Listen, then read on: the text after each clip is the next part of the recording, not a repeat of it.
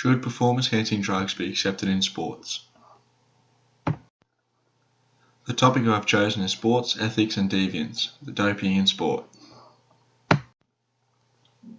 There has been much controversy over performance-enhancing drugs in the sporting industry.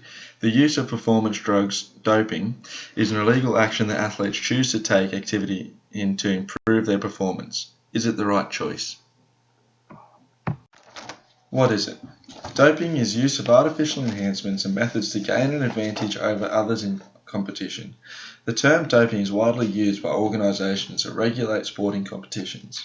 It is classified as cheating and is fundamentally conflicting to the spirit of sport. Doping damages competition for clean athletes who play by the rules and affects all levels of athletes.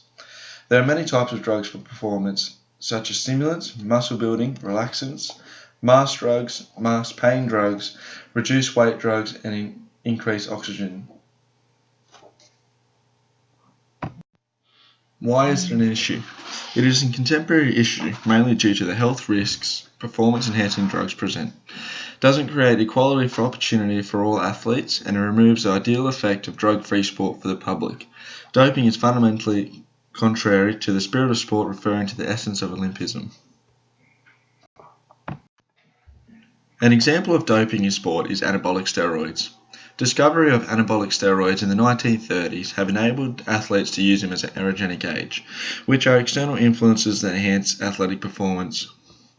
They improve performance in sport, improve one's physical appearance, increase muscle mass and physical strength, used as self-medication to be recovered from injury, and as an anti-aging aid. Anabolic steroids have been used by athletes in many professional sports, including cricket, track and field, weightlifting, bodybuilding, shot put, cycling, baseball, wrestling, mixed martial arts, boxing, and football. One case of steroid abuse is Ben Johnson's gold medal.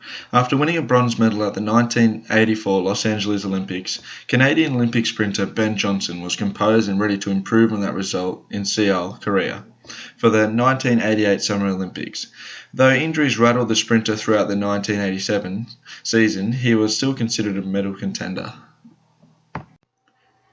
Facing off against longtime rival Carl Lewis, Johnson breezed through the 100-metre final, setting a new world record at 9.79 seconds. Later urine tests revealed the sprinter had taken Stanzuolo. He had used steroids to recover from injury faster and to improve his performance. The steroids worked and created an unfair advantage over his opponents, and he was disqualified 3 days later.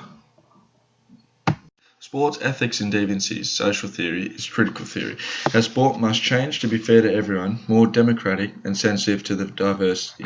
Sport can help us improve our outlook towards gender, physical and mental disability, sexual orientation and physical talent.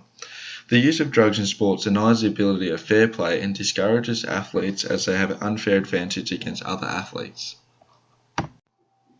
Critical theories are successful when working with specific cases such as drugs in sports, as research focuses on the meaning and organisations of sports, and on sports as sites for cultural transformation.